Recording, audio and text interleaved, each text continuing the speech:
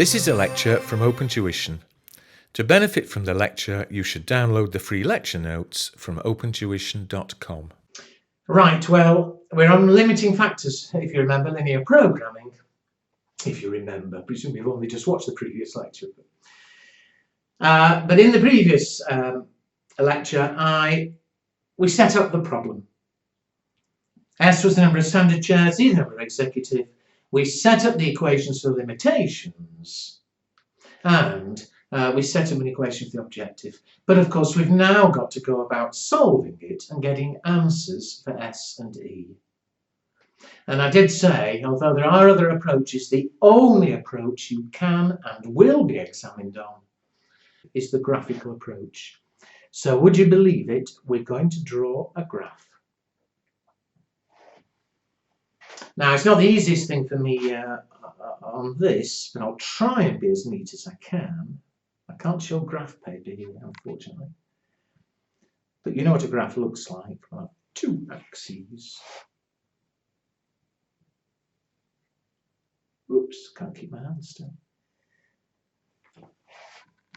And now label the axes. S will represent the number of standard chairs, E the number of executive.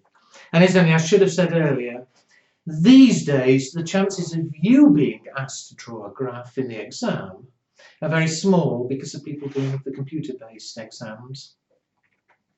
However, even if you're not asked to draw one, you're very likely to be asked to interpret it, to prove you understand it. Which is why I'm going through drawing it, and you should have a revision kit, and inevitably there'll be some questions in it asking you to draw one. Do make sure you can do it, because if you can do it, interpreting a graph that's given to you in the exam should be no problem. So I've got my axes S and E, and I'll do scales. I'll go up to 40 on each axis. So again, I haven't got graph paper, so this isn't going to be exact. That's going to be about 20, 30, 10. Does that look okay? No. 20, 30, 10. And the point is, when we come to do things on it, any point in the graph will represent so many S's, so many E's. So for instance, that point there would represent producing 30 S's and 10 E's. Well, the first thing we're going to do is put the constraints on a graph, because clearly there's a limit, or several limits, as to how many we're able to end up producing. And what do you want to do? First of all, we take the inequalities we wrote down, but write them as equations. What I mean is, the first one we had was materials. And what was it? It was 2S plus 4E was less than 80. Well, let's write it as equals for a minute. Now, you should know from school, quite honestly, that any any equation of that form, where you've no S squareds or S cubes or anything, will be a straight line.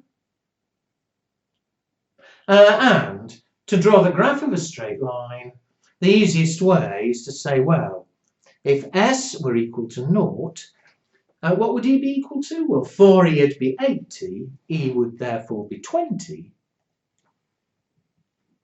Now that'll give us 1 point on the line. For a second point, what happens if E was equal to 0? If E was equal to 0, 2S will be 80, S therefore would be equal to 40. And we need 2 points because 2 points fix a line. And so let's put that on the graph and draw it. S0 E20 is there. E0 S40 is there. And so 2 points fix a line. Let's join them up. And that line there is our materials constraint. Materials. Now, what does that mean? What it means is any point on that line,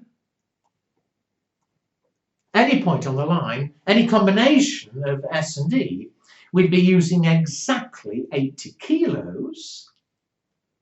But remember, the actual constraint was that it should be 80 kilos or less.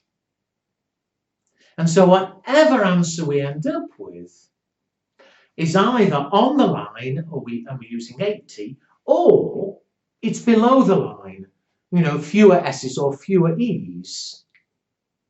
It must be either on the line or below it.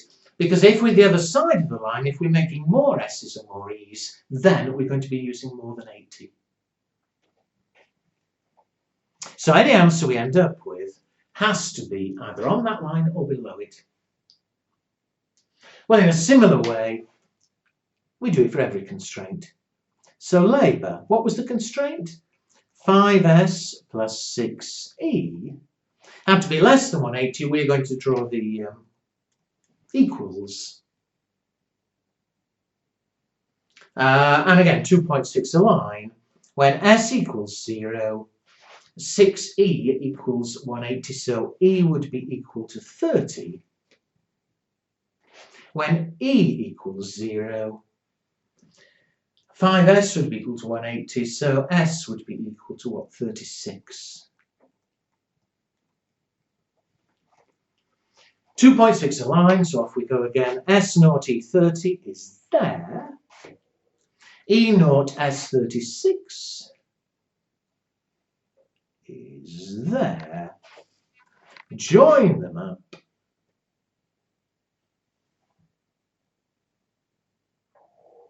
And there is our labour line.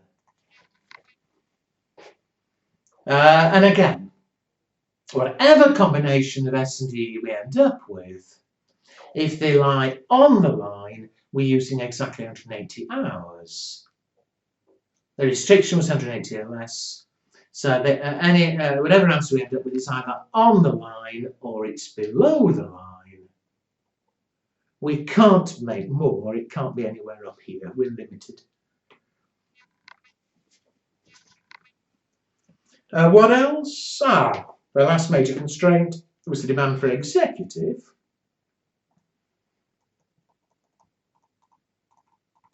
E had to be less than or equal to 10. Again, we draw it for the equals. And it didn't matter what S was, so this is an easy one. If E is equal to 10,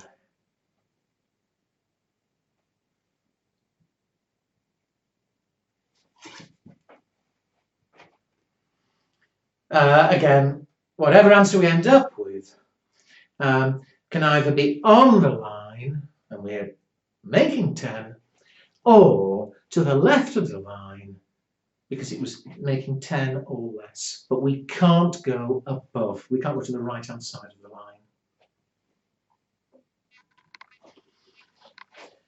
Finally, we have the non-negativity. It couldn't be negative. Well, we don't actually need to draw anything, because any answer we end up with, S must be greater than 0, E must be greater than 0, and those lines are there.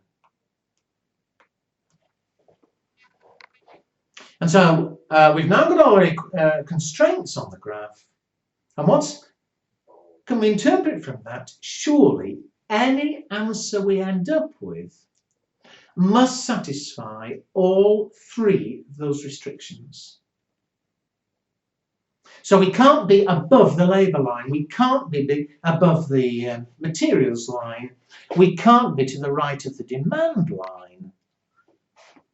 And surely, to satisfy all of them at the same time, we must be in this area that I'm colouring in red.